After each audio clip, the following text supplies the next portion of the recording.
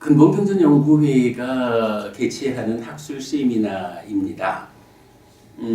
10년간의 계획으로 작년에 시작을 했고 그 중에 앞에 4년 동안은 고진멸도 사성제에 해당하는 우리 표현으로 불교의 몸통이라고 할 수 있는 주제를 앞에 4년간 먼저 다루게 되었습니다.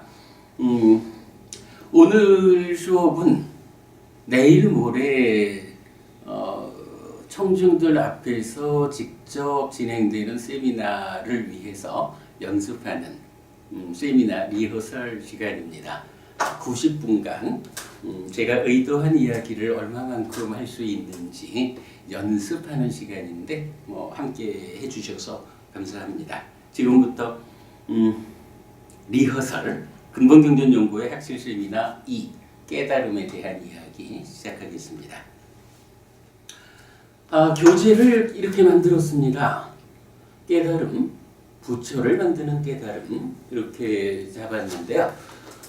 부처를 만드는 깨달음이란 이야기는 기본적으로 세상에는 많은 스승들이 있고요.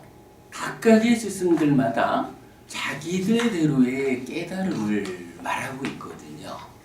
그럴 때에 우리가 어떤 스승을 만날 것인지, 어떤 스승을 뒤따라 공부할 때 우리가 깨달음이라고 불리는 그 완전함으로 나아갈 수 있을 것인지 이런 부분을 말한다고 하겠습니다.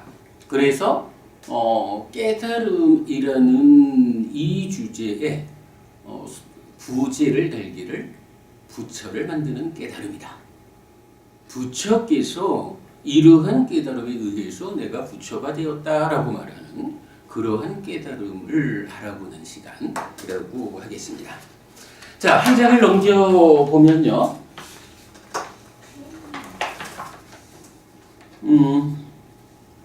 일단 안내 말씀 삼아 글을 하나 적어드렸는데 같이 읽어보겠습니다. 근본경전연구회가 개최하는 학술 세미나의 두 번째 주제는 깨달음입니다. 부처님에 의해 개척되고 제자들에 의해 재현되는 삶의 완성에 도달하는 것으로의 깨달음입니다. 교리적 충돌의 배제를 위한 최소의 공부 영역을 선정하고 그 안에서 경전을 꿰어냄으로써 부처님이 개척한 깨달음에 대한 확정적 결론을 제시하려는 목적입니다.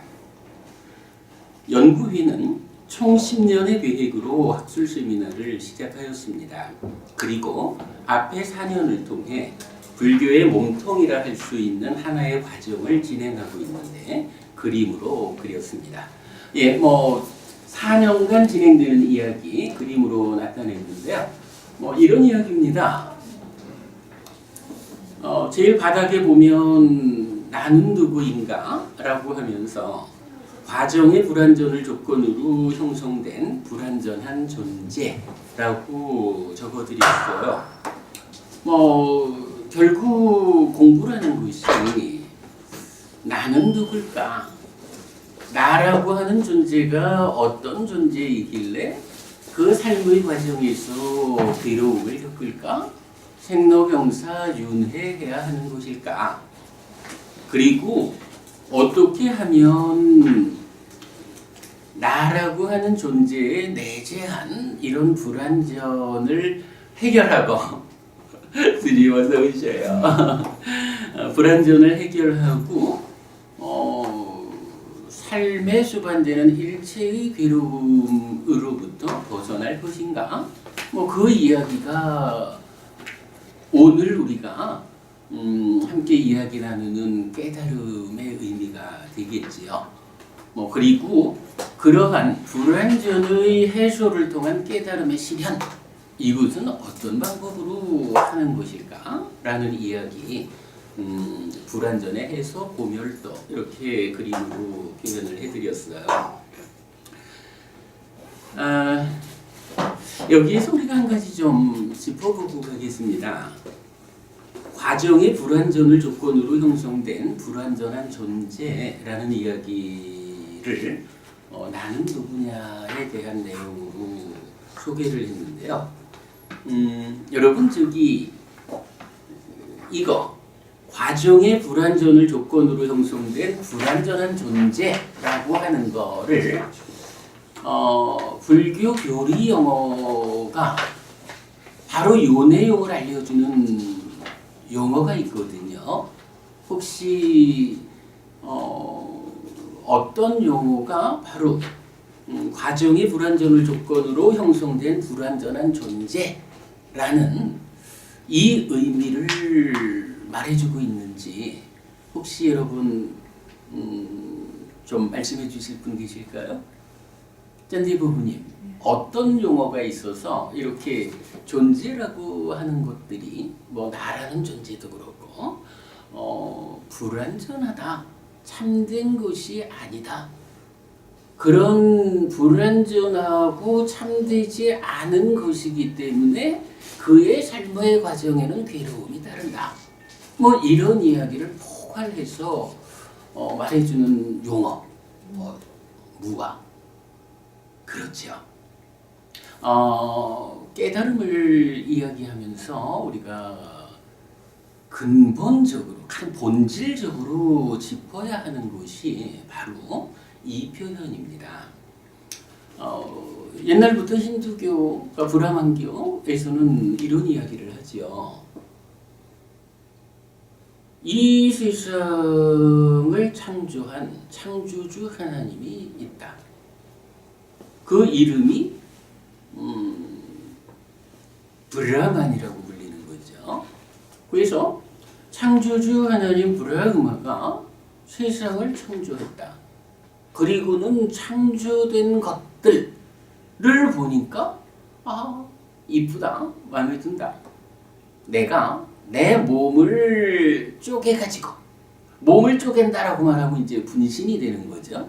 분신이 되어가지고 내가 창조한 저것들에게 들어가야겠다 라고 해서 신이 자기 몸을 쪼개가지고 존재들 안으로 들어갔다, 이렇게 이제 말하는 게 지금의 힌두교, 옛날 브라만교의 주장이지요. 그래서 모든 존재들 안에는 신의 분신, 산스크리트로 아트만이라고 부르는 거죠.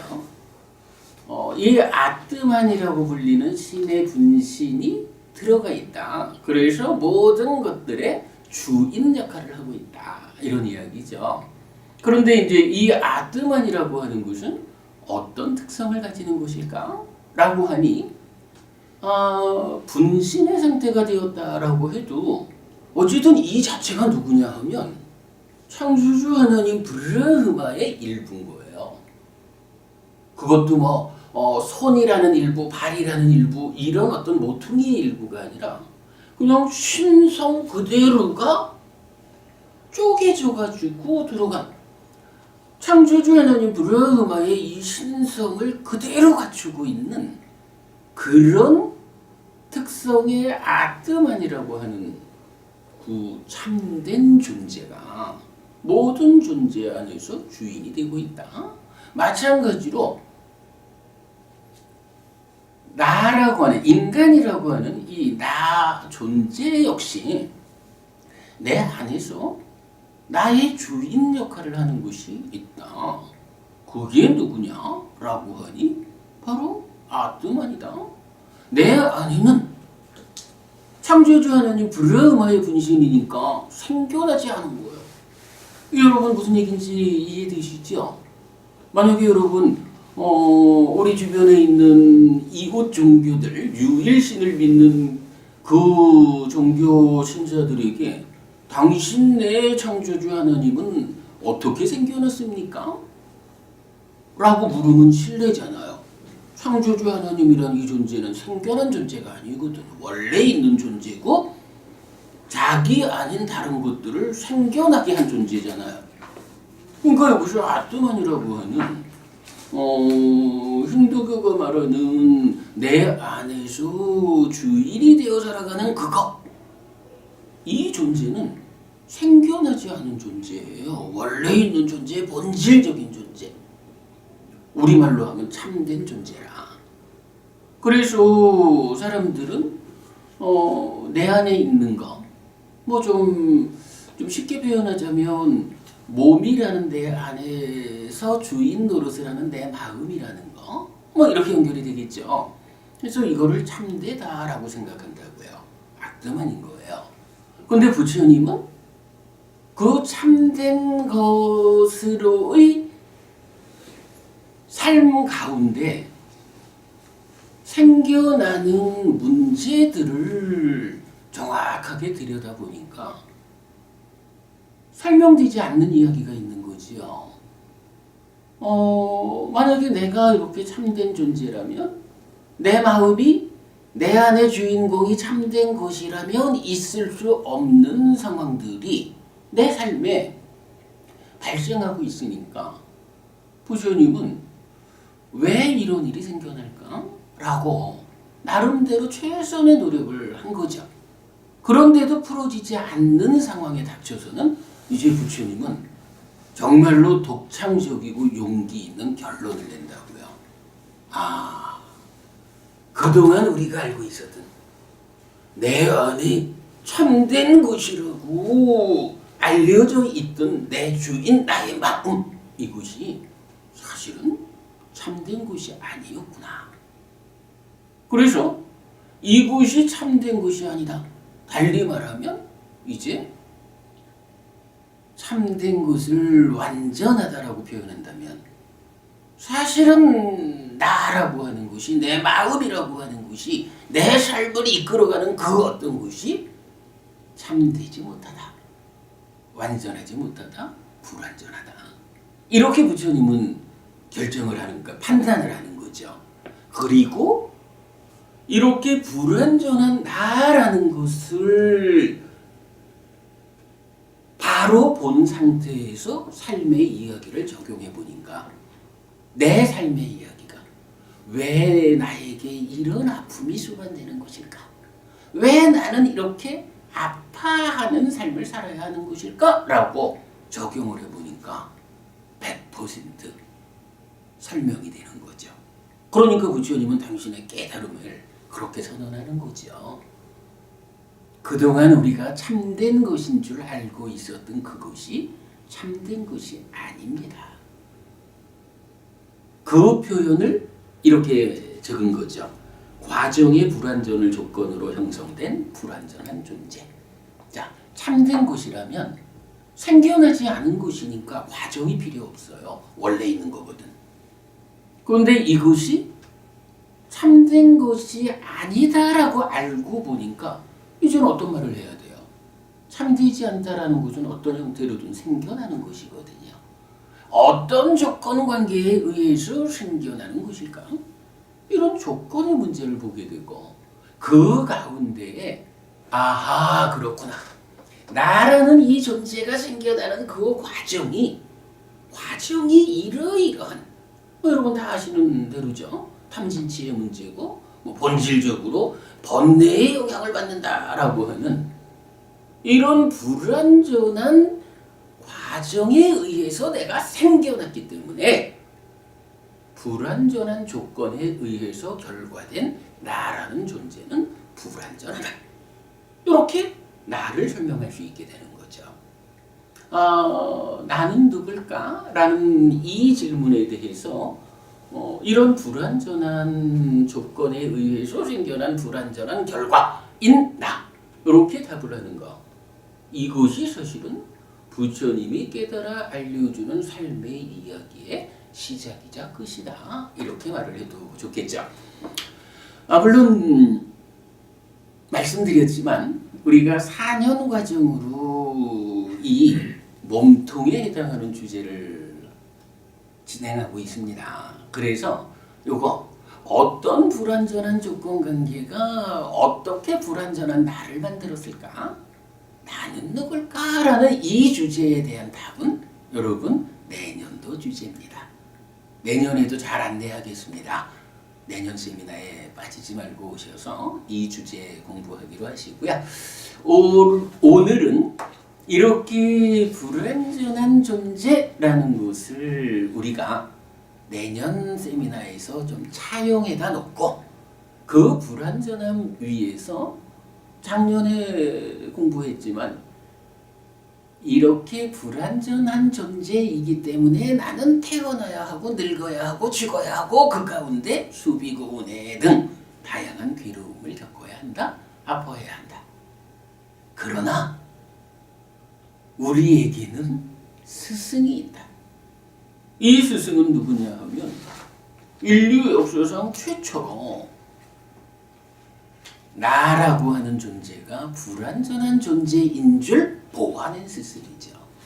보완했다라고 하는 것은 그러한 불완전함을 어떤 방법으로 해소해서 불완전한 존재에 수반되는 이러한 아픔들, 생로병사. 그리고 여러분 잘 아시죠? 원증이고, 애별리고, 구부듣고, 오지온고. 이렇게도 말하고 거기에 소비고우내 슬픔, 비탄, 고통, 고뇌, 절망이죠. 그 외에 살아가면서 겪어야 하는 다양한 괴로움 덩어리들이라는 이런 일체의 괴로움을 극복하고 고멸이 실현된 완전한 행복한 삶을 실현할까라는 그 주제로서의 깨달음. 오늘 우리가 진행하고 있는 두 번째 세미나입니다. 그 이야기 이렇게 정리했고, 네 그렇죠. 그랬을 때 이제 어떤 방법이 그런 고멸의 실현 방법이고, 그 방법의 실천을 통해서 우리가 실현할 수 있을까 하는 거 후년 4년차 주제로 수행에 대한 이야기 준비되어 있죠. 네, 제가 볼 때는 이렇게 한 장의 그림을 통해 가지고 고진멸도 사성제라고 하는 불교의 몸통을 우리가 접근할 수 있다면 또 그 안에 이렇게 무아라는 개념으로 우리가 삶을 이해할 수 있다면 오늘 공부할 주제의 절반은 공부했다고 해도 좋겠다. 이렇게 말씀드리고 싶습니다. 자, 좀 넘어가 볼까요? 결국은 나 또는 내 삶의 문제입니다. 번뇌, 무명, 가래 등 과정의 불완전을 조건으로 형성된 불완전한 존재에게 수반되는 이때 이제 그 불완전한 존재 관계를 말하는 게 12영이다라는 거고 죽고 태어남의 현상으로의 윤회, 고죠. 불완전의 해소를 통한 고멸의 실현으로의 깨달음입니다. 그리고 어떻게 불완전을 해소하여 고멸을 실현할 것인지의 방법과 실천의 제시입니다. 이렇게 하니까 고진멸도 사성제가 되죠. 이것이 근본경전연구회 학술 세미나가 4년의 과정으로 준비하는 불교의 몸통입니다. 이 교재의 내용은 상당 부분 3년차 주제인 나는 누구인가, 과정의 불완전을 조건으로 형성된 불완전한 존재에서 서술할 내용을 차용하였습니다. 원래는 나는 누구인가에 대한 답변 위에서 불완전한 존재이기 때문에 나의 삶에 수반되는 현상인 윤회를 말하고 불완전의 해소를 통한 삶의 완성, 즉 고멸의 실현인 깨달음을 말해야 하지만 단계적 접근을 위해 1, 2, 3, 4의 순서를 택했기 때문입니다. 부처님은 나는 오직 고와 고멸을 말한다고 합니다. 그리고 이어서 고와 고멸의 조건관계를 설했다고 할 수 있는데 사성제의 구조입니다. 그리고 연구회의 학술 세미나는 이런 사성제의 구조에 의한 순서를 선택한 것입니다. 그래서 3년차 주제의 차용을 위해서 나는 누구인가에 대한 시각적 이해를 위한 도식을 우선 소개하였습니다. 연구회에서 근본경전을 꿰어 그려낸 삶의 메커니즘인데 12연기를 설명하는 도식입니다. 마찬가지로 4년차 주제인 불완전의 해소, 즉 고멸도도 몇 장의 도식으로 제시하였는데 수행지도 부록에 있습니다. 잠깐 다녀와 볼까요? 우선 바로 옆장 3페이지죠. 3페이지의 삶의 메커니즘 한 장의 그림으로 그렸습니다. 어쨌든 뭐 이 그림이 그야말로 부처님사라서 직접 설한 가르침들을 꿰어가지고 그려낸 삶의 이야기다. 그래서 삶의 메커니즘이라고 이름을 붙였습니다. 자, 한 장을 넘겨보면요. 뭐니 해도 마음 이야기죠. 그럴 때 마음이란 무엇일까? 이 마음이 몸과 함께 어떻게 삶을 꾸려가는 것일까? 라는 점 때문에 마음이 무엇인지 이해해야 하는 필요, 그거를 마음 이해의 단초라는 그림으로 일단 그려드렸어요. 이 부분에 대한 자세한 이야기 여러분 내년 세미나의 내용입니다. 그리고 이제 옆장에 보면 심의식에 의한 삶의 구분이라고 되어 있는데 사실 오늘은 제가 숨겨두고 말씀드리지 않은 것이 하나 있어요. 내일 모레 우리 세미나 자리에서는 제가 모두 발언을 통해 가지고 정말로 깜짝 놀랄 이야기 하나를 공개할 건데 그 결론 한 가지만 이 그림을 통해서 알려드릴게요. 심의식에 의한 삶의 구분이랬는데요. 사람들은 뭐 어차피 우리가 몸하고 마음하고 함께해서 살아가지요 라고 말을 해요. 그래서 뭐 특히 뇌과학이라든가 과학 문명의 발전에 의해서 삶을 설명하는데 이 삶의 설명이 사실은 굉장히 높은 수준으로 삶을 설명해요. 그래가지고 정말로 불교 교리가 어느 만큼 알려지느냐에 따라서 불교 아닌 사람들이 이러저러한 방법으로 과학이라도 좋고 의학이라도 좋고 철학이라도 좋고 사는 이야기를 설명할 때 불교가 그들이 설명하는 이야기를 극복하지 못해요. 감당할 수가 없어요. 그렇게 돼버리면 어차피 불교가 기도하는 종교 아니고 해석적인 종교잖아요. 삶을 설명하는데 다른 사람들이 설명하는 삶의 이야기가 불교가 지시하는 삶의 이야기보다 더 사실인 것 같다라고 알려지면 그때는 불교가 이제 불교는 더 이상 필요치 않아 라고 불교 무용론이 나올 수가 있는 거예요. 그래서 우리한테는 굉장히 중요한 것이 세상 사람들이 설명하는 사는 이야기를 당신들의 설명은 이러이러하게 제약되어 있습니다. 부처님이 설명하는 사는 이야기는 이렇게 당신의 이야기보다 훨씬 더 심오하게 사는 이야기를 포괄적으로 있는 그대로 설명합니다. 라고 사는 이야기가 해석될 수 있어야 세상 사람들이 정말로 불교야말로 인류를 구원하는 종교다 이렇게 말하게 되지.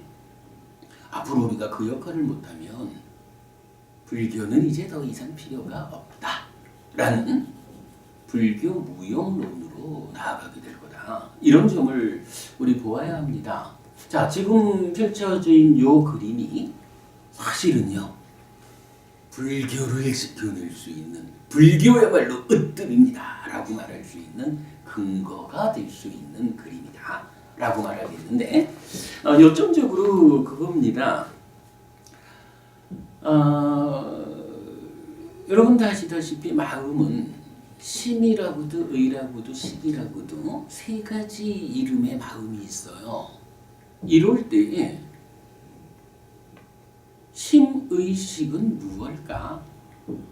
이 부분에 대한 구체적 공부 역시 내년 세미나입니다. 결론만 말씀드리자면 식이라는 마음은 아는 역할을 담당하는 마음입니다. 심이라는 마음은 행위를 담당하는 마음입니다. 그러니까 아는 마음, 행위하는 마음 이렇게 말하겠죠. 그리고는요 정말 놀라운 것은요 그래. 그렇다면 의라는 마음은 어떤 마음입니까? 라고 할 때, 자, 아는 마음, 인식하는 것으로의 식이 몸과 함께 할 때 의라고 불러요. 여러분, 우리 안이비설신의와 색성향 미촉법 이래서 감각작용, 인식작용 일어나는 거 아시죠? 식이라는 아는 마음, 인식하는 마음이 몸과 함께 할 때 의라고 부릅니다. 또한 심이라는 마음이, 행위하는 마음이 몸과 함께 할 때도 의라고 부릅니다. 여러분, 업이라는 게 어떤 게 있죠? 업이 행위죠. 신업, 구업, 의업이 있죠. 이 의업이라고 하는 게 뭐냐 하면 우리가 다 알지만 몸의 행위, 말의 행위, 마음의 행위잖아요. 의라고 불리우는 상태의 마음의 행위. 이게 의업이거든요. 이때 의 무엇인가요? 심이라고 하는 행위하는 마음이 몸과 함께하는 상태. 이렇게 말해지는 거예요. 그러면 이제 불교의 특별함이 말해지죠. 세상 사람들은 몸과 마음이 함께한 것으로의 나의 삶을 가지고 많은 이야기를 풀어가지만 부처님은 유독 잠깐 보십시오 라고 알려주는 거예요. 우리 마음이라는 것이, 물론 마음은 몸과 서로 조건되기 때문에 몸 밖으로 나갈 수는 없어요. 항상 몸과 함께합니다. 그러나 몸과 함께하는 가운데 그 활동성, 작용성의 측면에서는 이렇게 안이비설신의 색성향 미촉법 하는 몸과 함께 인식하는 영역, 의가 있고, 또 신구의 삼업, 이래서 몸과 함께 행위하는 의업이 있어요. 그러나 이제 경전은 식이 식 자체로, 심이 심 자체로, 달리 말하면 몸과 함께 하지 않는 심층적인 영역, 몸과 함께하는 표면적인 삶의 근거가 되는 그 질을 결정하는 것으로의 몸과 함께하지 않는 내면의 작용성이 있다. 식이라는 마음, 심이라는 마음이 독자적으로 쓰일 때는 그러하다. 그래서 그림에 보면 식, 심, 의 두 개가 있죠. 그리고 아는 마음, 행위하는 마음, 인식의 영역, 행위의 영역 이랬는데 요 중간에 보면 위드아웃 몸, 위드 몸 이렇게 표현되어 있죠. 아직까지 세상에 어떤 사람들도 이 부분에 대해서는 정확하게 답을 주지 못하는 게 아닌가 싶어요. 그러나 부처님은 명확하게 몸과 함께하지 않는 내면에서 혼자 작용하는 식과 심, 혼자 인식하고 혼자 행위하는 식과 심이라는 이 내면에서의 삶의 과정을 설명하고 있다라는 거, 이것이 정말로 깜짝 놀랄 만한 불교의 특징이다, 이렇게 말을 하겠습니다. 물론 이제 내년에 좀 더 이야기를 해요. 이러한 식이나 심이나 하는 이 마음이 아까 말씀드렸듯이 어떤 아트만이어서 주인공 이런 역할을 하는 게 아니고 삶의 과정에서 계속 생겨나면서 변화하는 이제 이런 무아인 마음, 이런 부분까지 우리가 내년에 더 설명을 하도록 하겠습니다. 자, 이렇게 삶의 메커니즘과 관련해서 세 장의 그림을 간단히 보았습니다. 자, 그리고 나면 이제 수행 지도에서 부록이 있는데 거기도 좀 잠깐 다녀오겠습니다. 부록이니까 맨 뒤쪽에 있습니다. 부록 수행 지도 이렇게 되어 있는데요. 페이지로는 275쪽이죠. 275쪽에서 한 장을 넘기면 276쪽으로 가겠습니다. 276쪽 다섯 가지 기능의 개념도라고 해서 마음을 놓아서 삶을 향상으로 이끄는 기능, 믿음, 정진, 사띠, 사마디, 빠냐라는 다섯 가지 기능이 설명되어 있어요. 구살로 부분이 한 장 앞입니다.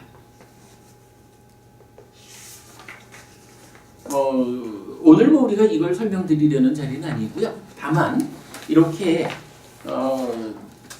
눈이 있는데, 그러니까 마음이라고 하는 눈이 있는데, 이 마음이 잘 보는 일을 하려면 사띠라고 하는 기능이 도와서 눈을 뜨게 해줘야 되고, 그래서 눈 자체가 흔들리지 않게 되는 사마디란 기능이 함께 해줘야 되고, 거기에 횃불을 들고 보라! 라고 빛을 밝혀주는 빠냐, 지혜가 작용하는 이런 이야기 그려져 있고요.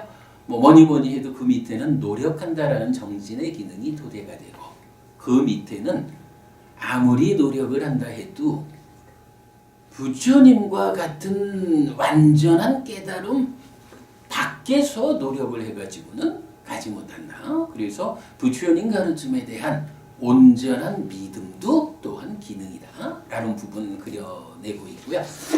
그 다음 페이지는 기능을 이제 조금 더 확장해서 설명을 했고요.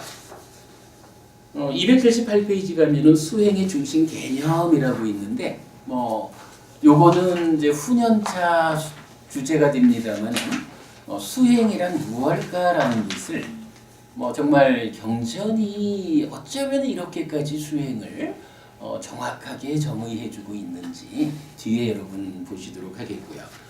그 다음 장에 보면 사념처의 개념에서 보는 자와 염처의 관계 이랬는데, 여러분 다 아시지만은 요새 수행 명상 하면은 사념처고, 요새는 MBSR 이런 식으로도 많이 설명되고 있지만, 그 대념처경이 말하는 사념처가 구체적으로 어떤 전개 상태를 보여주고 있는가 하는 거 그림으로 나타내 봤고요.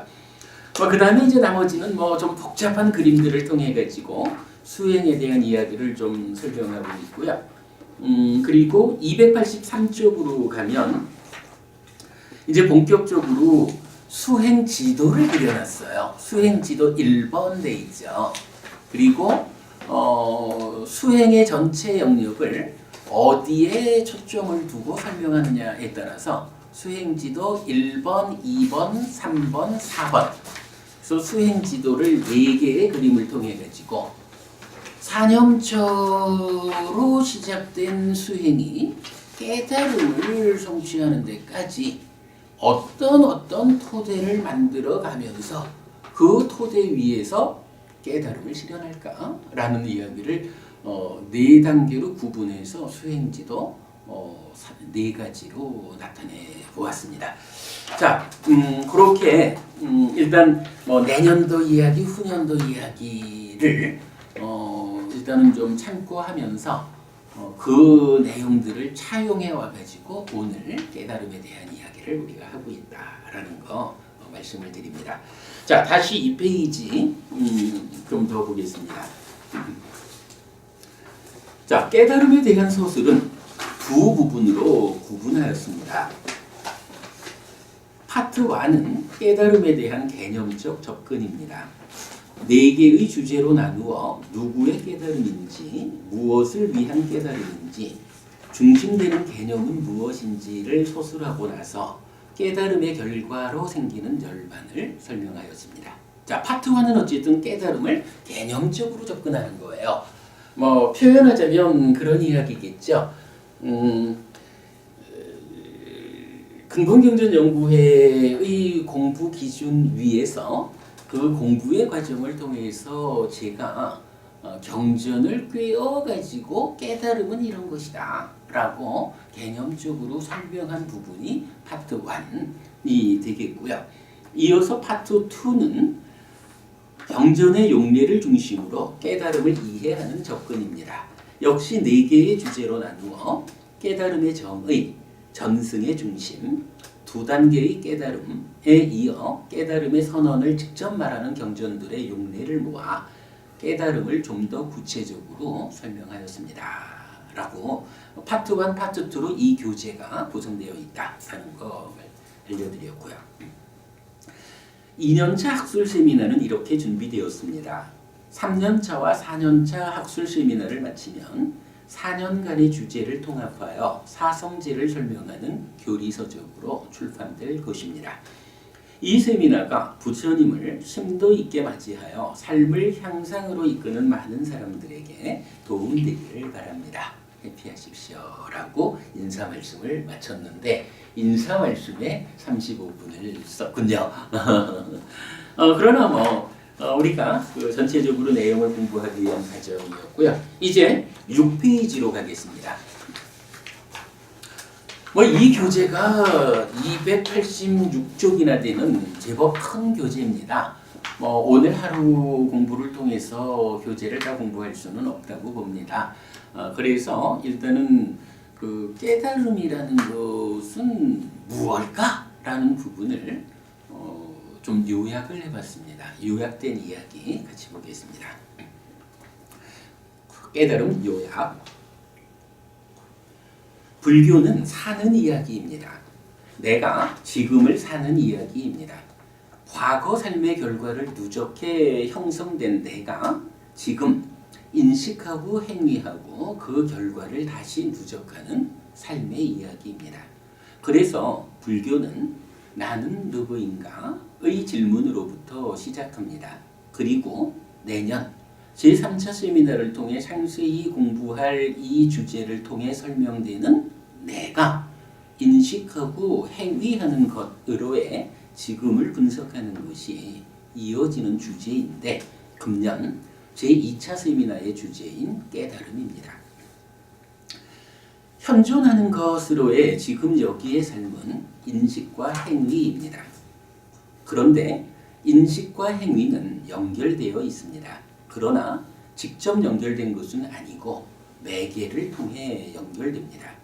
행위는 매개를 통해 인식으로 전달되고 인식은 매개를 통해 행위로 전달됩니다. 오늘도 이제 공부를 하다 보면 부처님의 깨달음을 수식할 때에 좀 독창적인 법이다. 부처님 스스로 내가 깨달은 이 법은 독창적이다 라는 표현을 쓰시거든요. 제가 볼 때는 오늘 공부하는 우리의 이 교재가 참 많은 곳에 독창성을 담고 있습니다만은 아마도 가장 독창적으로 깨달음에 접근한 점이 있다면 바로 이 부분일 것 같아요. 산다는 게 무엇입니까? 삶의 누적 관계로 나라고 하는 존재가 만들어져 있죠. 그런 가운데에 지금 내가 인식하고 지금 내가 행위하는 거, 이런 인식과 행위가 사는 거죠. 그런데 이러한 삶의 두 부분이 그냥 일회성으로 쭉 가버리는 것이 아니라 이 두 가지가 서로 연결되어 가지고 연속성을 가지고 반복 순환의 구조를 보여주고 있다라는 건데 거기에서 이 표현을 한 겁니다.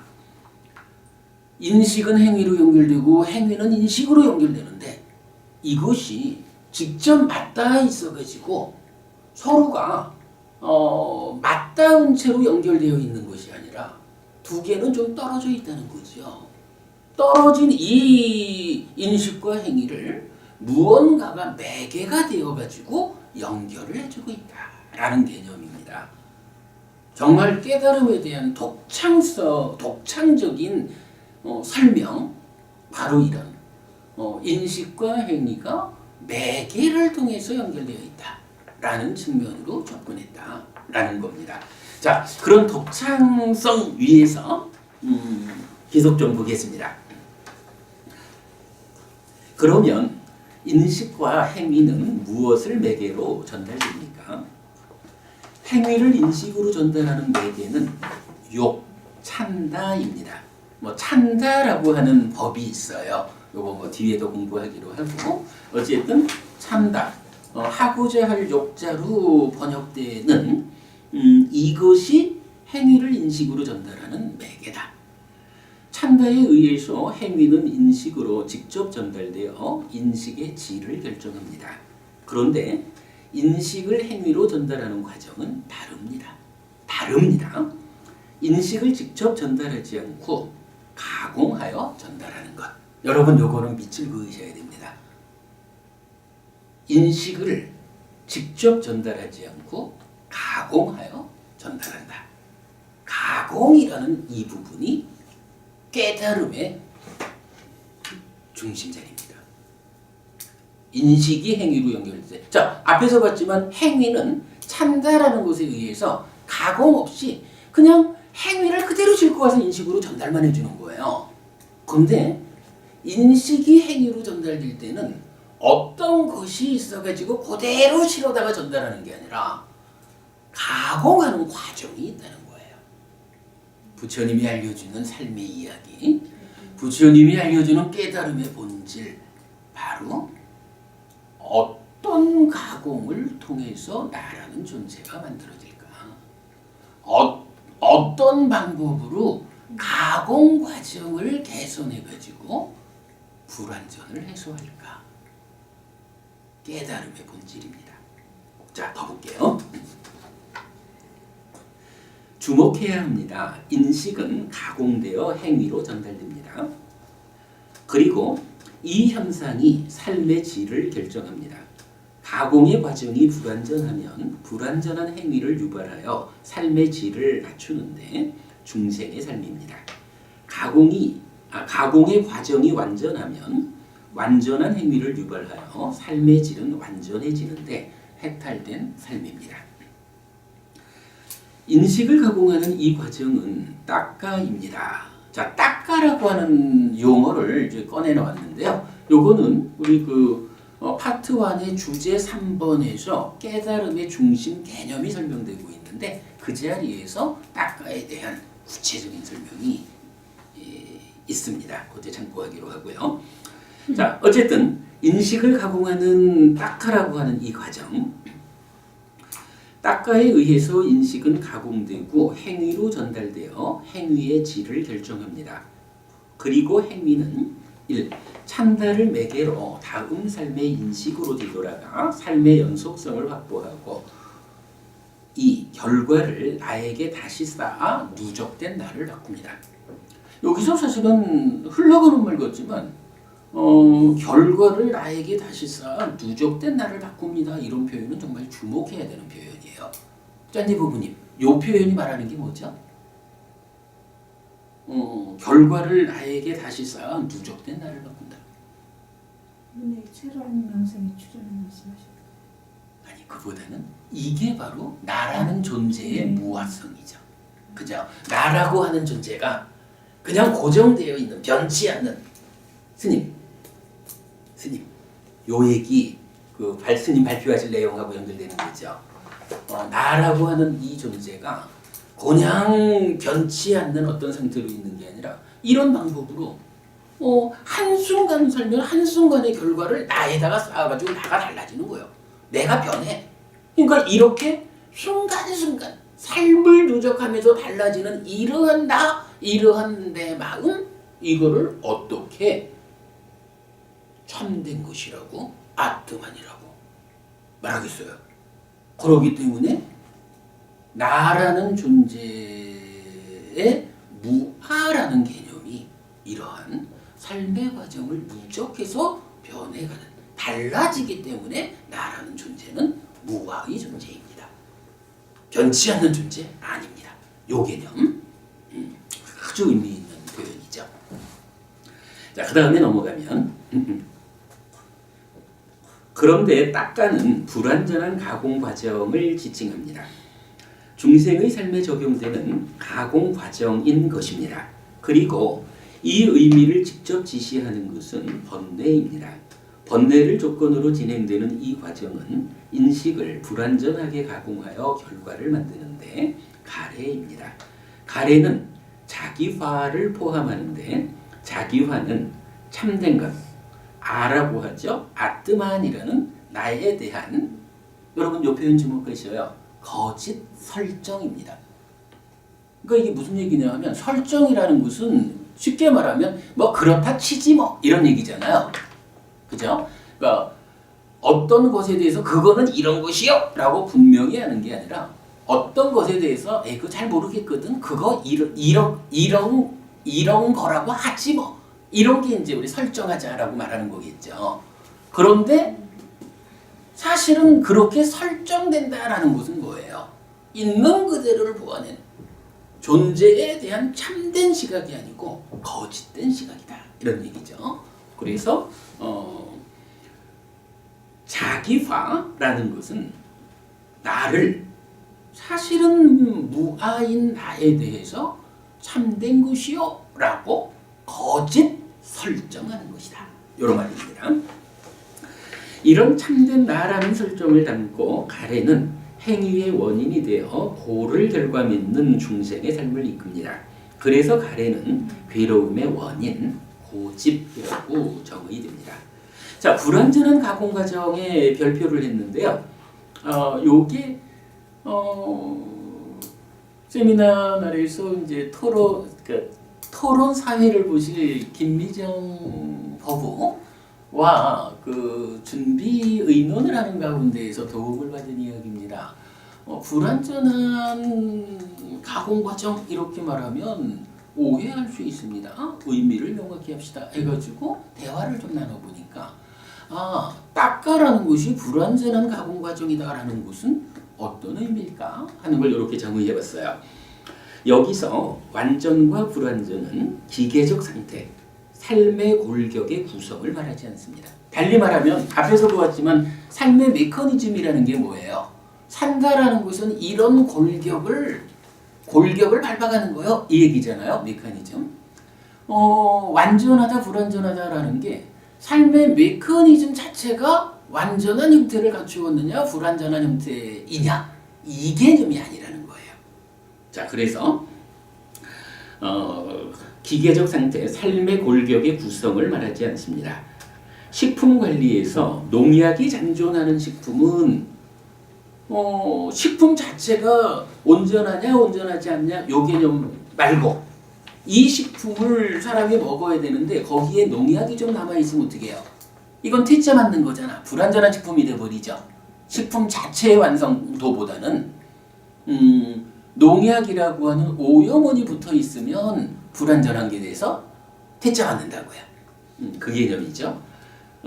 농약이 잔존하는 식품은 불완전한 식품으로 농약이 잔존하지 않는 식품은 완전한 식품으로 분류할 수 있듯이 모든 오염원의 근원인 번뇌의 영향하에 있는 가공 과정을 불완전한 것이라고 나타내었고 번뇌의 영향에서 벗어난 가공 과정은 완전한 것이라고 나타내었습니다.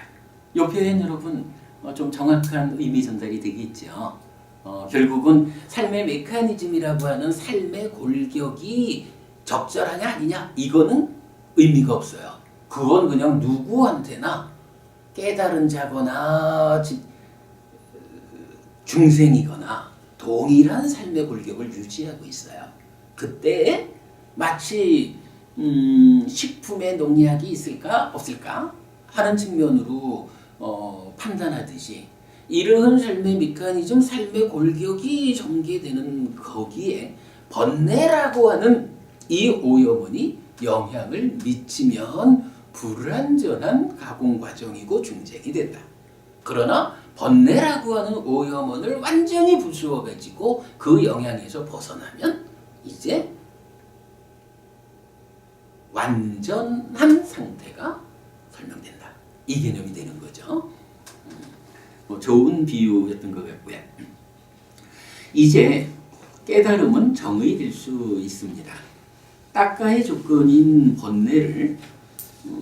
번뇌를 부숨으로써 결과인 가래의 형성을 배제하는 것입니다. 자기화의 뿌리법은 포함.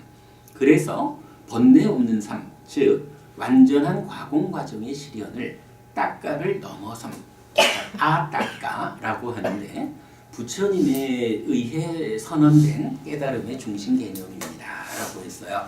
요 내용은 이건 주제 3번 깨달음의 중심 개념에 속하는데 우리 교재로는 110페이지부터 비교적 상세하게 이 따까를 넘어서는 것으로의 깨달음 아따까가 설명되고 있고요. 더 상세한 설명은 내년에 나는 누구냐 설명하면서 설명드리도록 하겠습니다. 자, 이렇게 번뇌를 부수어 깨달음을 성취하는 것이 누진입니다.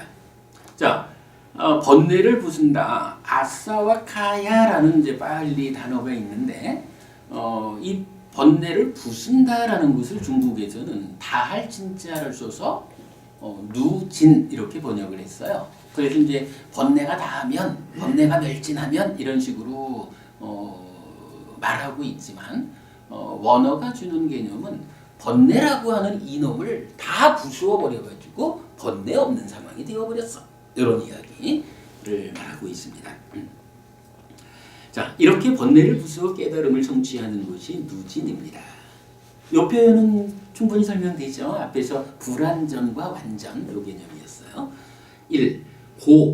고집, 고멸, 고멸도와 2. 루집, 루멸, 루멸도로 설명되는데 따까의 결과와 조건에 대한 불완전의 해소입니다. 이랬어요. 자, 사실은 깨달음을 요약하면 딱 이게 되는 거예요. 한 페이지 반밖에 안 됩니다만은 스님 깨달음 요겁니다. 사실은 명확하죠.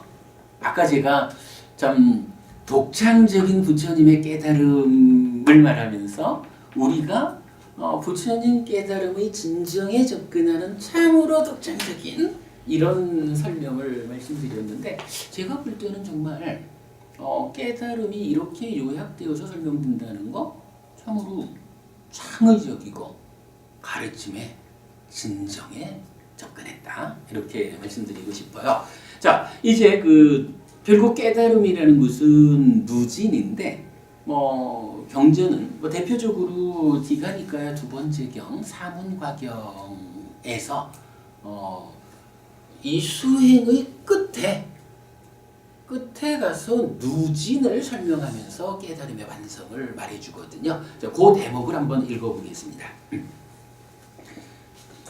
그가 이와 같이 마음이 삼매를 닫고 청정하고 깨끗하고 흠이 없고 오염원이 사라지고 부드럽고 자기 활동성을 회복하고 안정되고 흔들림이 없는 상태에 이르렀을 때 번뇌들을 부숨, 누진의 알무로 마음을 향하게 하고 기울게 합니다.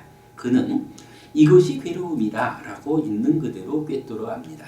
이것이 괴로움의 일어남이다 라고 있는 그대로 꿰뚫어 압니다. 이것이 괴로움의 소멸이다 라고 있는 그대로 꿰뚫어 압니다. 이것이 괴로움의 소멸로 이끄는 실천이다 라고 있는 그대로 꿰뚫어 압니다. 이것이 번뇌다 라고 있는 그대로 꿰뚫어 압니다.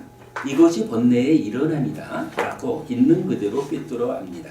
이것이 번뇌의 소멸이다 라고 있는 그대로 꿰뚫어 압니다. 이것이 번뇌의 소멸로 이끄는 실천이다 라고 있는 그대로 꿰뚫어 압니다. 이와 같이 알고 이와 같이 보는 그는 소유의 번뇌, 용루로부터 마음이 해탈합니다. 존재의 번뇌, 유루로부터 마음이 해탈합니다. 무명의 번뇌, 무명루로부터 마음이 해탈합니다. 해탈했을 때 해탈했다는 알미 있습니다. 태어남은 다했다, 범행은 완성되었다. 해야 할 일을 했다. 다음에는 현재 상태가 되지 않는다. 여기서 현재 상태라는 게 불완전한 존재 상태, 유를 말하는 거죠. 라고 꿰뚫어 합니다. 요것이 뭐예요? 바로 누진명 또는 누진통이라고 말하는 번뇌를 부수어서 깨달음을 실현하는 최후 과정 이렇게 말하는 거죠. 고진멸도 그리고 그 괴로움을 일으키는 그 불완전하다라는 상태의 근본 자리에 있는 번뇌를 놓고 번뇌 루를 써가지고 루 진멸도 이렇게 말하는 거죠. 그것이 누진명 깨달음의 마지막 과정 이렇게 되죠.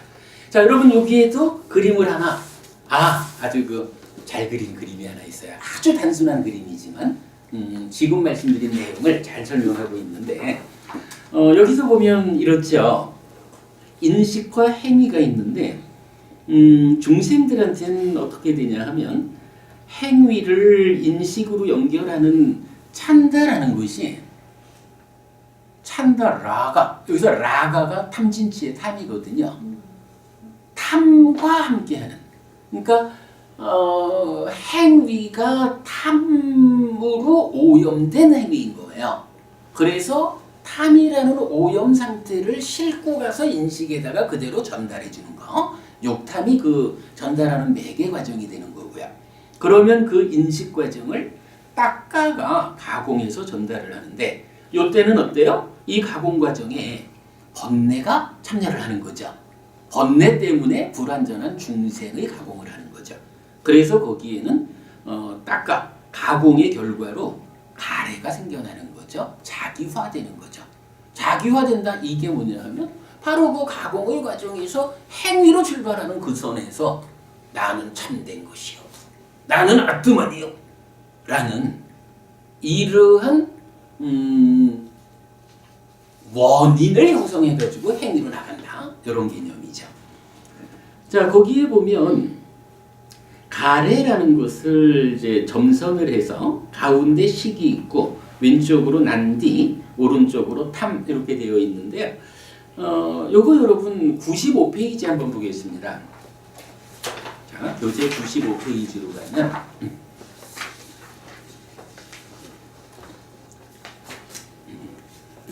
95페이지 맨 위에 보시면은요, 뭐 딴하에서 나가는 문장이 있어요.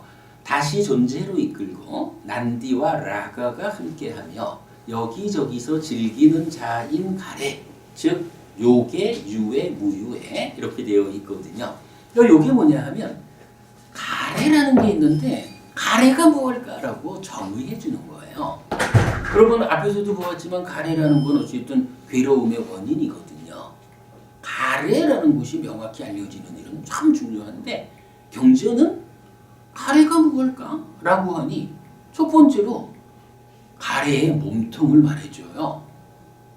가래라는 이놈은 난디라는 거, 라가 탐이라는 거와 함께하는 거요. 이렇게 말을 해줘요. 그리고는 여기저기서 즐기는 자라고 해서 난디 라가와 함께하는 것인 가래가 여기저기서 즐긴다라고 표현되는 행위를 하는 거예요.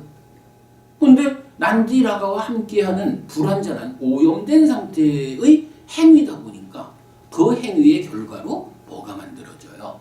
다시 존재로 이끌리게 된다라는 결과가 만들어지는 거예요. 요 세 가지가 어때요?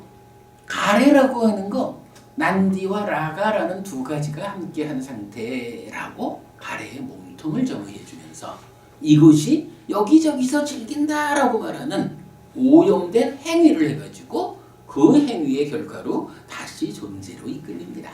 라고 가래를 명확하게 설명해 주는 거죠. 근데 이렇게 가래를 정의하는 경전이 여러분 밑에 보시지만 굉장히 많은 경전에서 동일한 문장으로 가래를 설명해 주고 있어요. 이때 라가가 탐이기 때문에 가래는 난디와 탐이 함께한다. 이렇게 정의가 되어 있죠.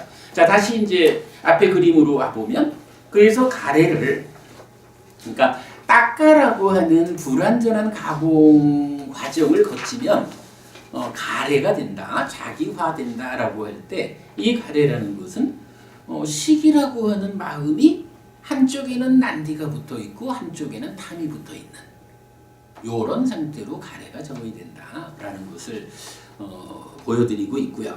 그런가 하면 이제 밑에 그림은 이제 해탈된 자의 삶이죠. 그래서 해탈된 자는 행위에 탐이 없어요. 그러니까 행위를 인식으로 연결하는 매개가 이제 더 이상 욕탐이 아니요. 그냥 찬다라고 하는 매개물이 탐이 없는 상태의 달리 말하면 해탈된 행위를 그대로 인식으로 전달을 해주는 거예요.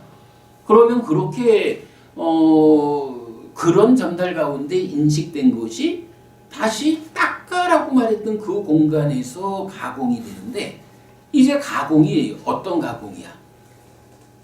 앞에처럼 불완전한 가공이 아니라 이제 더 이상 번뇌가 아닌 번뇌 없음의 상태가 참여해가지고 가공되는 그래서 요거를 뭐라고 해요? 따까를 넘어섰다. 번뇌의 영향을 넘어섰다라고 해서 부정적 두사 아를 붙여가지고 아따까라고 하죠. 그러니까 그러한 번뇌 없음의 가공의 결과로는 가래 아닌 상태가 만들어지고 자기화가 해소된다. 이런 결과를 만드는 거죠. 그랬을 때 이제 이 가래 아님이라는 것은 가래는 식의 양쪽에 난디와 탐이 있었는데 가래 아님이라는 것은 식의 양쪽에 난디 아닌 것, 무탐, 탐 아닌 것, 요런 상태가 함께하는 차이를 보여주고 있죠. 요것이 사실은 깨달음의 상태를 요렇게 정리해주고 있는 거죠. 제가 볼 때는 참 좋은 그림이 그려졌다라고 생각이 됩니다.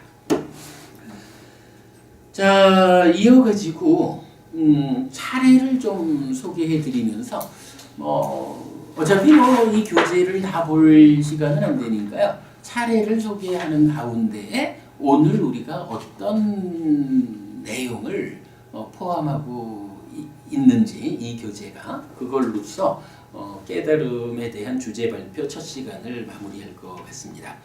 자, 9페이지부터 차례가 있습니다. 인사 말씀과 깨달음 요약 지금 충분히 설명드렸고요. 한 장을 넘어가면 자, 11페이지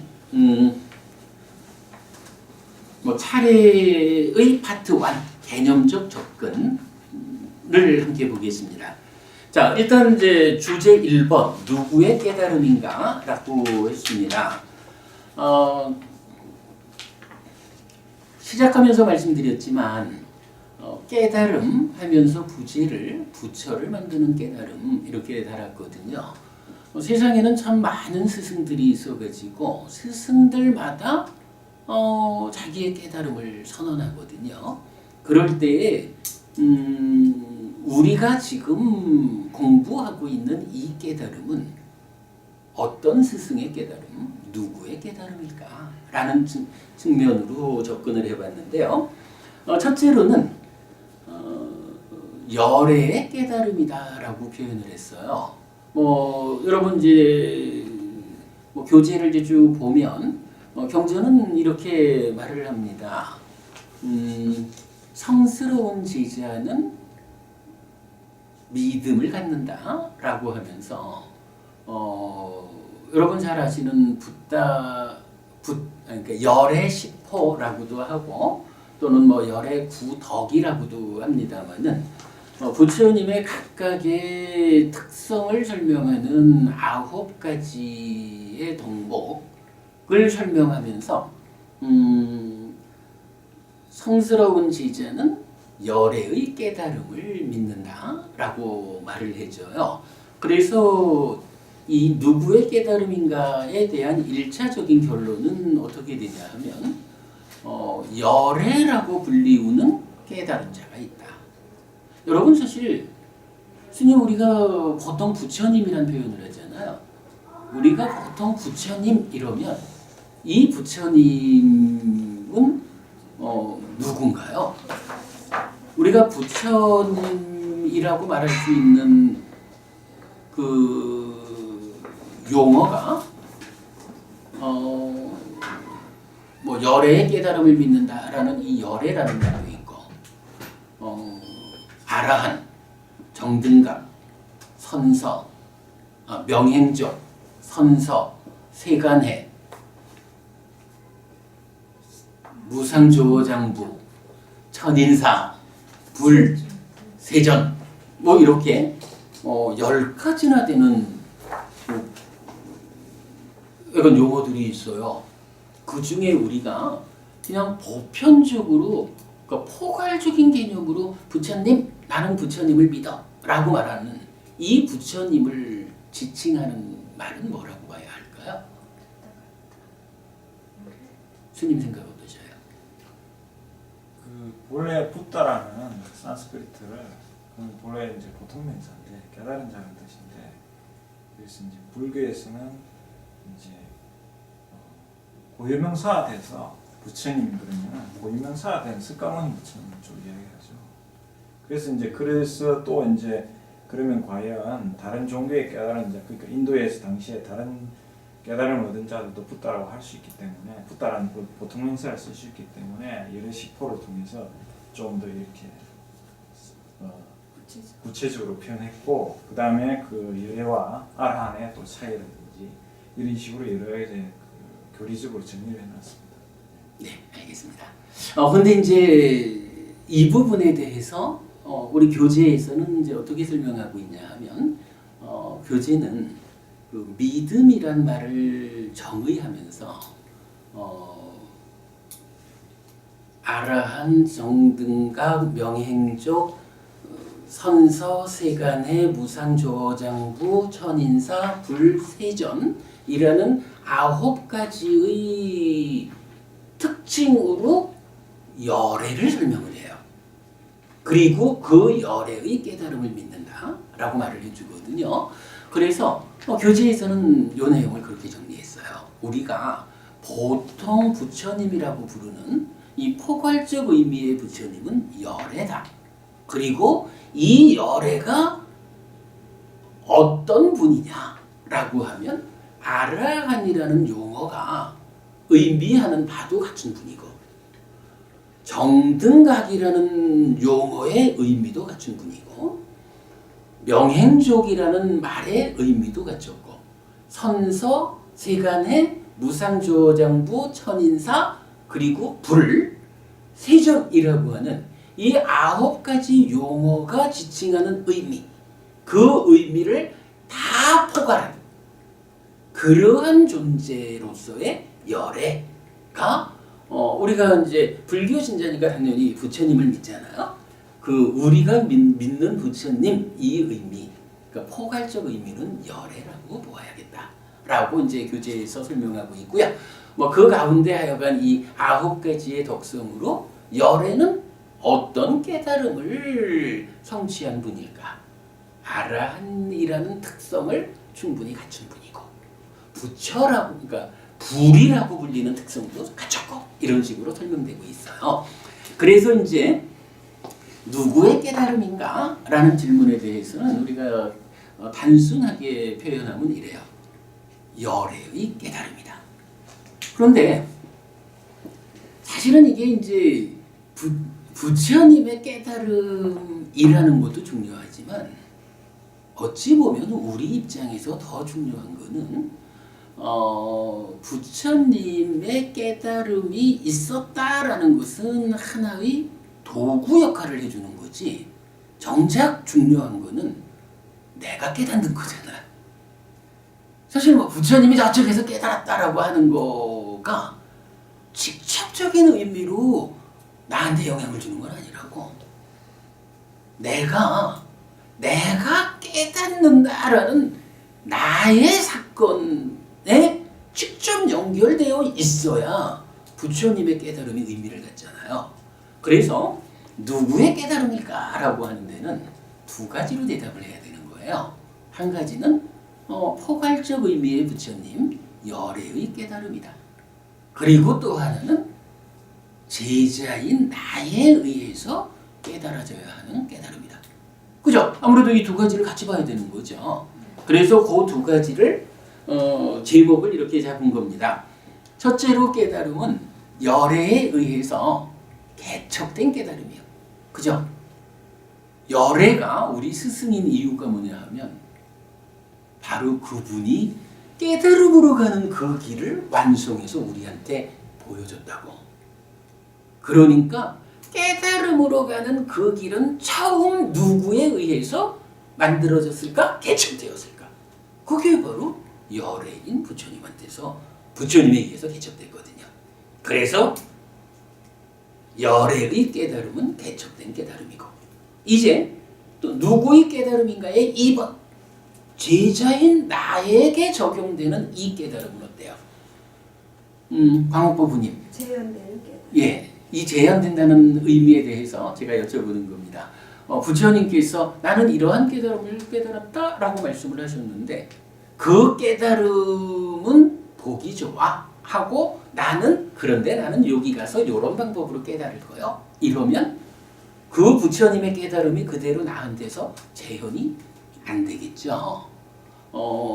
부처님의 깨달음이 의미를 갖는 것은 바로 거기에 있는 거죠. 당신께서 깨달아서 드러내주신 우리 모두도 그대들도 나와 똑같은 길을 밟으면 나의 깨달음이 그대로 그대에게서도 재현이 됩니다. 이렇게 말해주니까 의미가 있잖아요. 그래서 제자들은 어떤 깨달음을 갖는 거예요? 열애에 의해서 개척된 그 깨달음을 제자들은 재현하는 것으로 해 내가 깨닫는 거죠. 부처님만 깨닫고 마는 게 아니라 내가 그 깨달음을 재현해서 나도 깨닫는 거. 요 개념이죠. 그래서 누구의 깨달음일까라는 부분은 이 두 가지 개척된 깨달음과 재현되는 깨달음으로 설명되어 있다라는 거고요. 그 다음에 이제 그러면 이렇게 개척된 깨달음과 재현되는 깨달음은 차이가 좀 있을 것 같은데 어떤 차이가 있을까라는 부분을 좀 볼 수 있어요. 교재 26쪽 한번 가볼게요.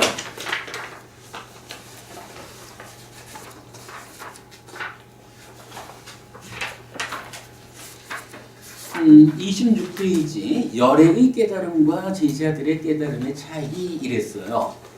앞에 부분 좀 읽어보면 심사파습경에서 부처님은 비구들이여 이와 같이 실답게 한 뒤에 나로부터 설해지지 않은 것은 아주 많다라고 하는데 이익되지 않고 범행의 시작이 아니고 염보로 이탐으로 소멸로 가라앉음으로 실다운 지혜로 깨달음으로 열반으로 이끌지 않는 것은 설하지 않고 이익되고 범행의 시작이고 염보로 이탐으로 소멸로 가라앉음으로 실다운 지혜로 깨달음으로 열반으로 이끄는 사성제만을 설하였다고 합니다. 무슨 얘기냐면요. 부처님은 개척자잖아요. 개척자라는 얘기는 뭐예요? 사실은 정답 없는 길을 간 거잖아요. 정답 없는 길을 가느라고 엄청 많이 시행착오를 거쳤고 그 과정에 따지자면 깨달음을 실현하는 거하고는 엉뚱한 것까지도 다 공부했다? 뭐 이렇게 말할 수 있는 거죠. 근데 이제 그런 전체적인 과정 속에서 부처는 깨달았으니까 좀 많이 아는 거예요. 그리고는 부처님이 여러분들 좋아하는 부처님의 그 자애로운 마음이 발동해가지고 나의 제자들한테는 내가 겪었던 시행착오를 똑같이 다 겪어라 라고 요구하지 않고 오직 깨달음으로 직접 가는 외길 한 가지 길만을 가르쳐줘야겠다.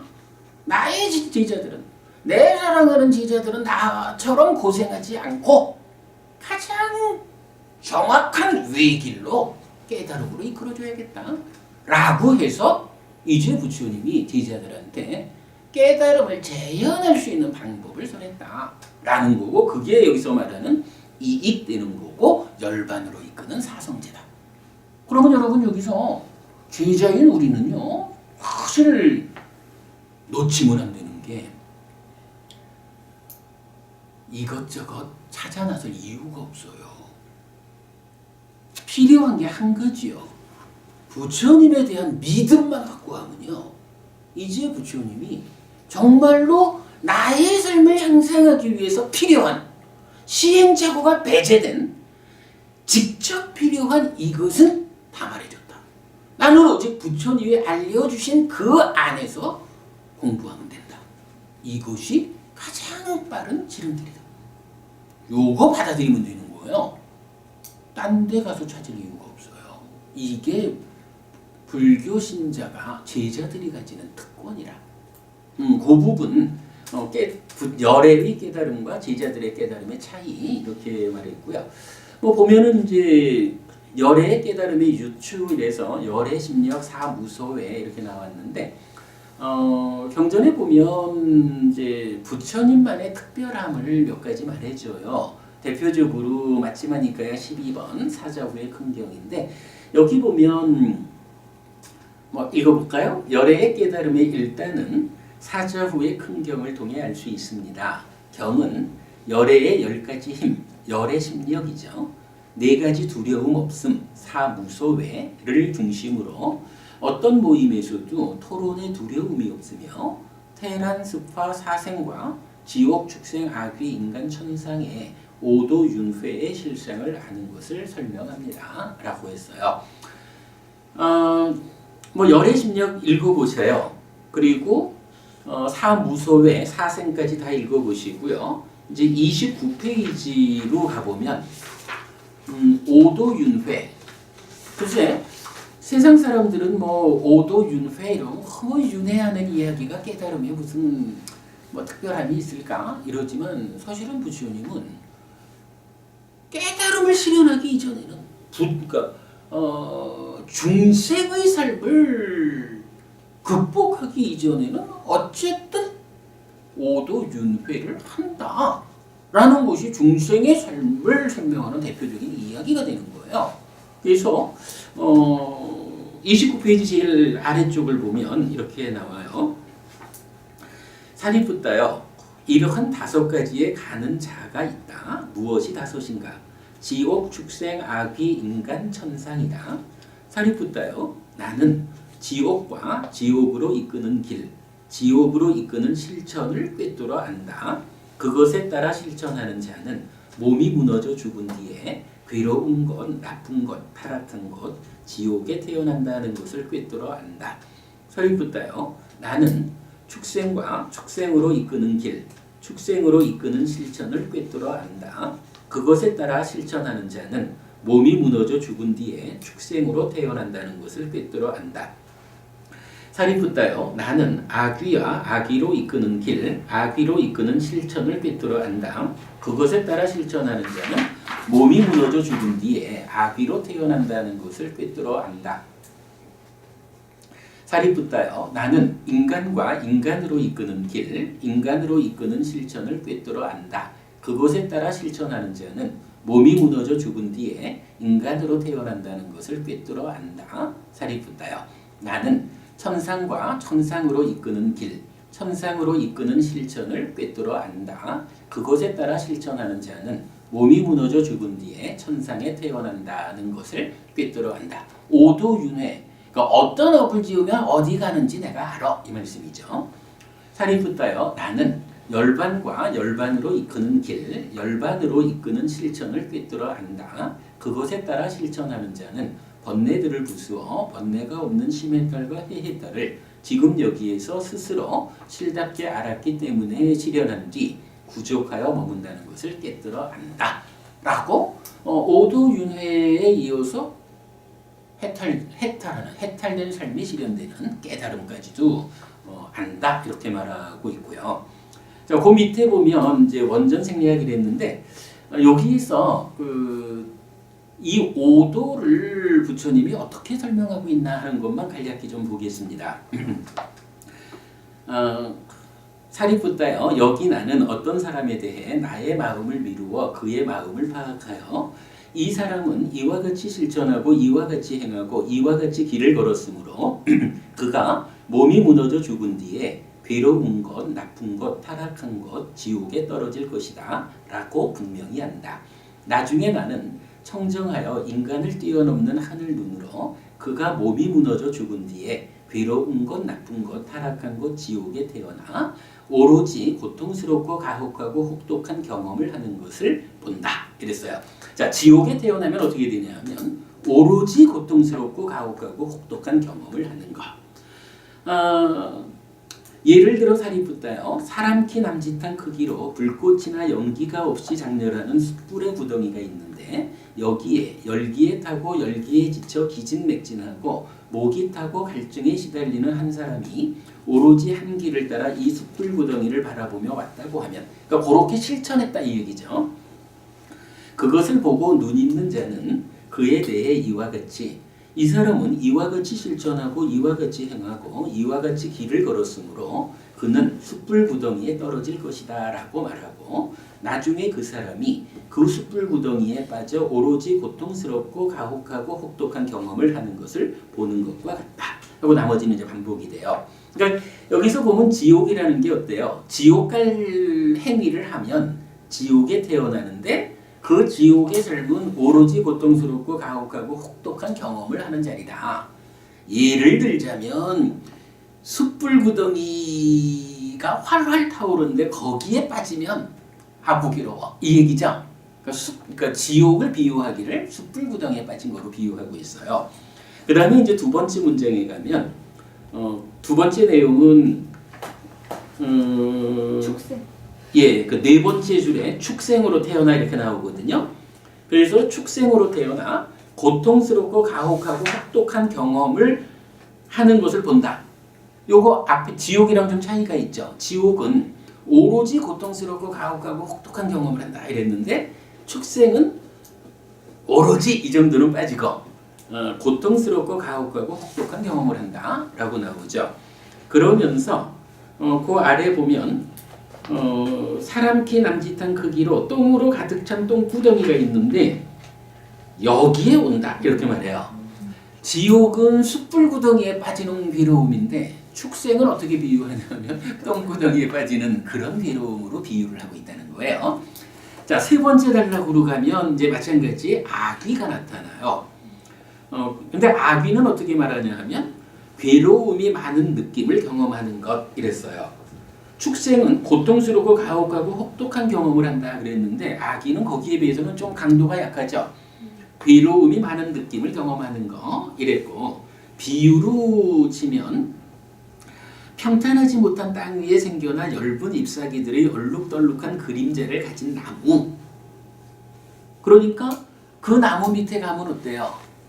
그래도 나무 밑에 가니까 조금은 난데 사실은 충분한 그늘을 마련해주지 못한다는 거죠. 이제 그렇게 그 아귀의 삶을 비유로 설명해주고 있어요. 그런가 하면 이제 밑으로 내려가면 이제 인간에 태어나라고 하는데 인간은 자 아귀만 해도 괴로움이 많은 느낌을 경험한다 이랬는데 이제 인간에 태어나 즐거움이 많은 느낌을 경험하는 것을 볼 것이다. 인간은 이제 우리는 그나마 난 거예요. 이렇게 이제 부처님이 비유를 해줘요. 그러면서 비유가 뭐냐 하면 아귀는 평탄하지 못한 땅 위에 이랬는데 인간은 평탄한 땅 위에 생겨나 많은 잎사귀들의 짙은 그림자를 가진 나무가 있다. 그러면 그 나무에 도착하니 이제 이 나무는 어때요? 충분히 햇빛을 가려주잖아. 충분히 시원함을 준다고요. 그러니까 인간의 삶은 요 정도. 그러니까 많이 올라섰죠. 숯불구덩이에서 살이 익는 그런 괴로움에서 똥구덩이에 빠져가지고 고통스러운 데서 이게 좀 그늘이 있기는 있지만 그 뭐라 하지 그 엉성해서 성그러서 햇볕을 다 가려주지 못하는 그런데 인간만 해도 아주 그 잎새가 울창한 그런 나무 밑에서 충분히 햇볕을 가려주는 이렇게 이제 비유해주고 있고 그 다음에 넘어가면 이제 천상이 나와요. 천상은 오로지 즐거운 느낌을 경험한다라고 말하고 여기는 이제 말이 좀 긴데 표현하면 아주 멋진 잘 지어진 좋은 누각에 도착해서 오로지 즐거운 느낌을 경험한다라고 해서 그러니까 아무리 나무가 잎새가 무성하다라고 해도 그 나무 밑에서 더위를 피하는 것보다는 뭐 요즘식으로 말하면 에어컨 빵빵히 들어오는 집에서 시원하게 있는 게 훨씬 낫겠죠. 이제 그런 식으로 이제 천상을 말해주고 있어요. 그리고 이제 마지막에 가면 모든 그러니까 번뇌를 부수어 번뇌가 없는 심해탈 해해탈 즉 해탈하게 되면 어떻게 되냐 하면 오로지 즐거운 느낌을 경험하는 것을 본다. 이래서 천상하고 표현은 같아요. 근데 여러분 우리가 한 가지는 알죠. 심해탈 해해탈에서 해탈되었다라고 하는 여기는 중생의 삶을 벗어났기 때문에 중생의 삶을 벗어난 그 자리 열반이라고 하고 무위라고 하는 그 자리에서 우리한테 경험되는 느낌은 중생의 영역에 속하는 하늘 세상하고 문자적으로는 오로지 즐거움 이랬지만 그 오로지 즐거움의 내용이 강도가 차이가 있죠. 중생으로의 삶에 속하는 이 즐거움하고 다른 즐거움이다라고 경전은 말해주고 있죠. 그 부분 우리가 이해를 하면 되죠. 그래가지고 이렇게 이제 해탈한 자리는 이렇게 표현을 하죠. 맑고 정갈하고 차가운 물로 가득 차서 투명하고 아름다운 두구로 들렀어요. 즐길만 하고 그곳에서 멀지 않은 곳에 숲이 있는 연못이 있는데 라고 해서 아주 그 시원한 표현하자면 바닷가의 해수욕 가가지고 즐거워하는 이런 개념이랄까 이런 식으로 차별적으로 설명을 해주고 있죠. 사실은 부처님의 깨달음하고 제자들에 의해서 재현되는 깨달음이 어떤 차이가 있을까라는 거는 가장 큰 면에서는 열애 심력, 사무소외 이런 부분에서 차이가 있는 거지만 오늘 제가 그 중에서 비중을 따지자면 조금 후순위로 밀릴 수 있겠지만 오도윤회와 관한 부처님의 암 이 부분을 설명하는 것은 어쨌든 중생인 우리 입장에서는 불완전하다라고 하는 나의 삶의 현실 때문에 오도윤회한다라는 내 삶의 현실이잖아요. 이럴 때 윤회라고 하는 것을 부처님은 어떻게 보아서 알려주는지 이 부분을 좀 이해하자라는 측면에서 설명을 좀 드렸어요. 자, 다시 차례로 오겠습니다. 그렇게 하면 일단 파트 1 개념적 접근에서 주제 1 누구의 깨달음인가 하는 부분을 설명하도록 하겠습니다. 여러분 교재를 쭉 보시면 정말로 여러분 공부해야 될 깨달음을 정확하게 이해할 수 있는 많은 경전들 소개하고 있는데 시간 관계상 이렇게 개략적으로 설명합니다. 자, 그 다음에 이제 넘어가면 두 번째 주제 2 무엇을 위한 깨달음인가가 나와요. 사실은 많은 사람들이 깨달음을 얘기하자면 무언가 좀 특별한 표현하자면 하늘의 별 따오는 것과 같은 어떤 신비로움 이렇게 깨달음을 접근하는 것 같아요. 근데 우리가 자주 말하는 거죠. 불교에는 형이상학이 없다. 이 내 마음에 마음이 몸과 함께하지 않는 그 깊은 영역의 삶은 심오하지만 우리가 수행을 통해서 직접 경험할 수 있고 그 불완전을 해소해서 깨달음을 실현할 수 있는 이런 구체적 삶의 영역에 있지 이게 형이상학적인 어떤 영역이 아니다.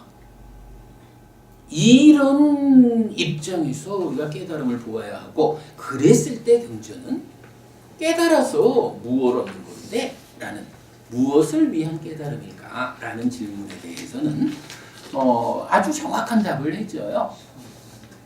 보고 있어요. 생노사라고 하는 불완전한 존재이기 때문에 우리에게 수반되는 윤회한다는 이 삶, 이러한 현상으로부터 벗어나는 것.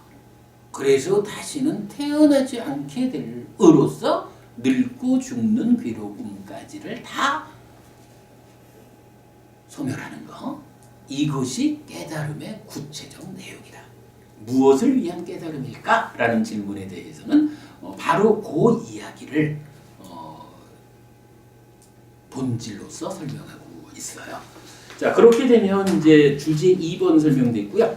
주제 3번과 주제 4번은 사실 주제 3번은 깨달음의 중심 개념에서 따까를 넘어서 말하고 있는데 앞에 시작하면서 사실은 이 부분 중심되는 내용은 설명을 다 드린 거죠. 여기에 대한 좀 더 구체적인 내용 교재 보시고 더 상세한 내용은 내년도 주제가 될 거고요. 그렇게 깨달음의 중심 개념으로의 아따까 공부한 거로 하겠고요. 우리 교재에 많은 그림 교재까지를 포함해서 잘 설명하고 있어요. 그렇게 보시고요. 그 다음에 이제 마지막 주제 4번 깨달음의 산물에서 열반이 나옵니다. 결국은 깨닫는다라는 게 뭐 하는 거냐? 생노사라고 하는 중생으로의 삶을 청산하는 것이다. 그럼 그거를 달리 말하면 그 청산된 상태로 어떠한 삶이 생겨난 것이냐라고 할 때 바로 그 자리를 해탈된 삶이다, 열반이다 이렇게 말하는 거죠. 그래서 깨달음이라는 이 사건의 결과로 생겨나는 거 열반이다 이렇게 말하는 거죠. 시간이 다 됐으니까 한 가지 이야기를 하면서 정리를 하겠습니다. 부처님은 당신의 깨달음에 대해서 굉장히 자부심을 가지셨던 것 같아요. 그래서 경전에 보면 부처님의 전생 이야기를 말하는 경전들이 한 10개 남은 있어요. 이제 그 경전들의 제일 많은 경전들의 중심 주제가 뭐냐 하면 부처님, 그 얘기죠. 부처님 전생에 이러이러한 일들이 있었다라고 하면서 내가 옛날에 나의 전생에 달리 말하면 아직 부처 되기 전에 이 얘기죠. 부처를 이루기 이전, 깨달음 이전에는 고진멸도 사무량심을 닦아가지고 많은 사람들을 범천의 세상으로, 높은 하늘 세상으로 이끌었다. 그런데 지금은 다르다. 지금은 온전하게 열반으로 이끄는 가르침을 설한다. 발정도다. 이렇게 말을 해서 내가 지금 깨달은 자요. 부처요. 열애요. 그 이전에는 어떤 훌륭한 성취를 했다 해도 그들이 이끌 수 있는 자리는 열반이 아니요. 오직 부처를 이룬 나만이 온전하게 열반으로 이끄는 가르침을 설하는 거예요. 발정도요. 이렇게 말씀하시거든요. 깨달음의 산물 열반이라는 거 그렇게 정리했고, 열반은 그럼 구체적으로 어떤 것일까 하는 이야기 설명했고요. 그 다음에 이제 오늘 그러니까 조금 있다가 이제 최강욱 법부님께서 주제 발표를 해주실 거지만 누구를 위한 깨달음일까? 그렇다면 불교는 중생 구제는 어떤 식으로 할까 하는 부분까지를 포함해서 잘 설명하고 있습니다. 여러분 교재 참고하셔가지고 공부하시고 저희가 함께 나눠드린 법회 안내를 참고하시면 이어가지고 우리가 법회를 통해서 이 교재를 공부하는 과정 이어집니다. 동참하셔서 공부하시면 좋겠습니다. 자, 오늘 저희 첫 번째 주제 발표 이렇게 정리하도록 하겠습니다. 감사합니다. 수고하셨습니다. 질문 간단하게 하나 예. 드릴까요? 방금 여기 경전 보면서 약간 오도윤회 말씀하셨잖아요. 그 오도윤회에 대해서도 사람들한테는 이제 좀 혼란스러운 게 있어요. 죽어서 어떤 세상에 있어서 우리가 가냐, 아니면 우리가 몸을 받으면서 인식의 세상 안에서 느낀 거냐, 그에 대한 그거는 그래서 이제 그거를 이제 굳이 말을 하자면 많은 사람들이 그렇게 해석하고 싶어하는 살아가는 동안에 지금 내 마음 상태가 어떠냐에 따라서 어떤 때는 지옥 중생으로 살기도 하고 어때는 하늘 중생으로 살기도 하고 그 부분도 틀렸다 할 거는 아니겠죠. 지금 내가 분명히 지옥 같은 삶을 살고 있다 이렇게 말할 수가 있는데, 그러나 어쨌든 이제 경전은 우리가 이제 됐어요.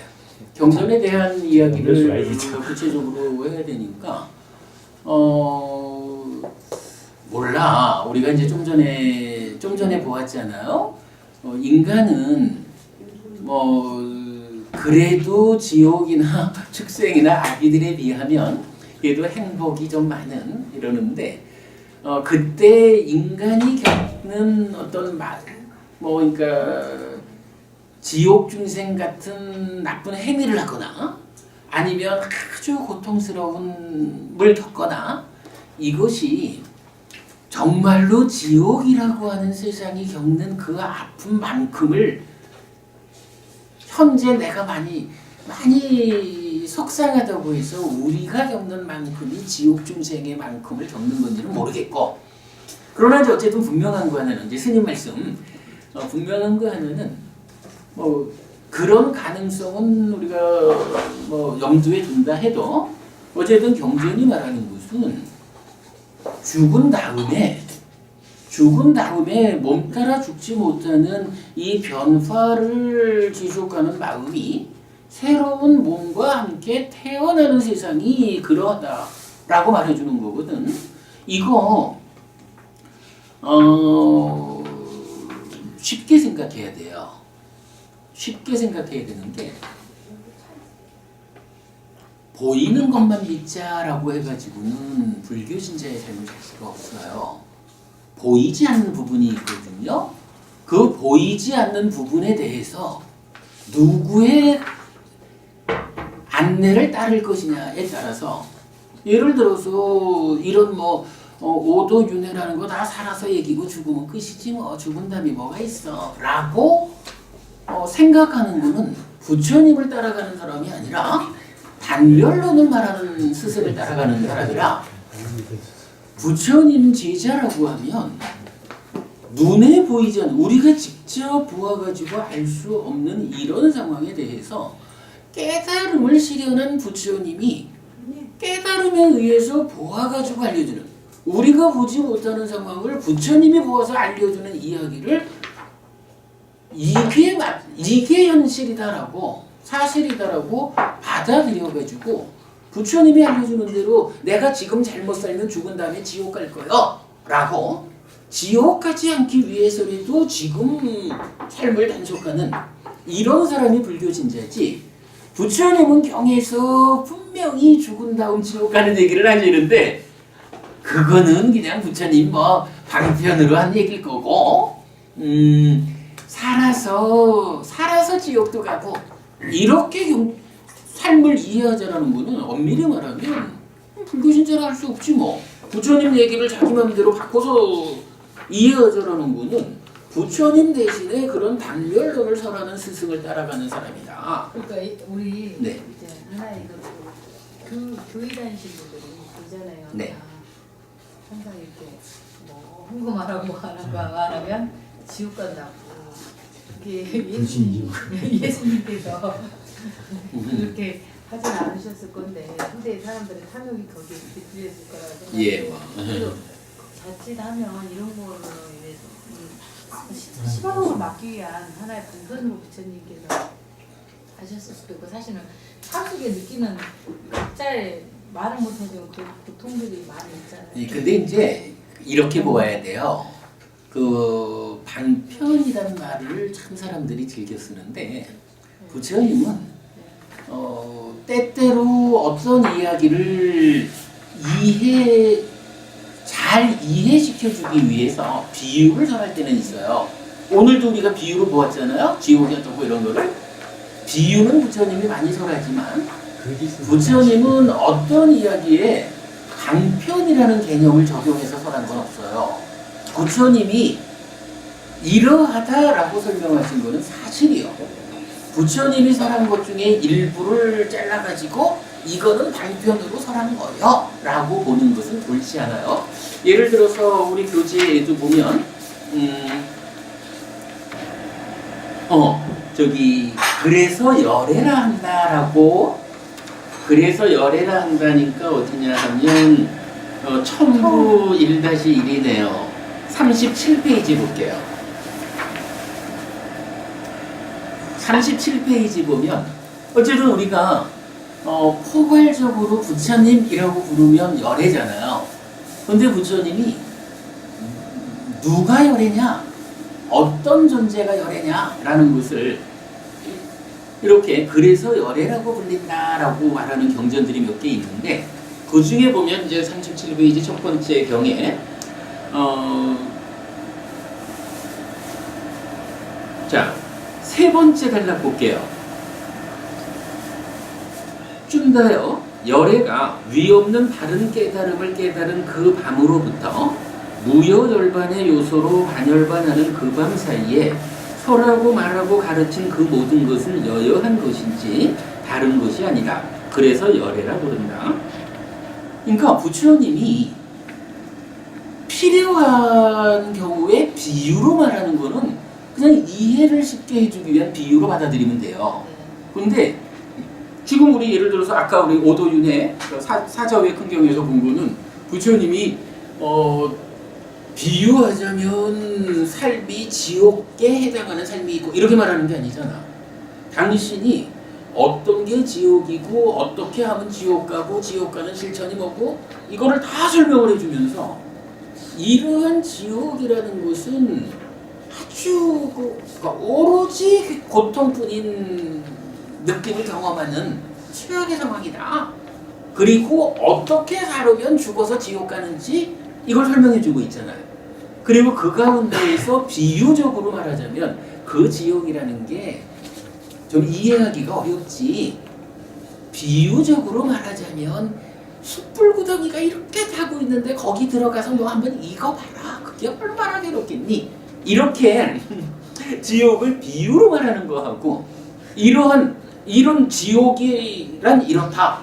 그래서 오도윤회가 이렇다라고 말하는 이 가르침 자체를 방편이다라고 말하는 거하고는 건방진치자지. 부처님 분명히 그러시잖아. 당신이 깨달으신 그날부터 돌아가시는 그날까지 45년간 당신이 말한 것은 오직 여여하다, 오직 진리다, 사실이다. 이 부분에 대해서 받아들여야 하는 게 불교 신자의 바른 믿음이지.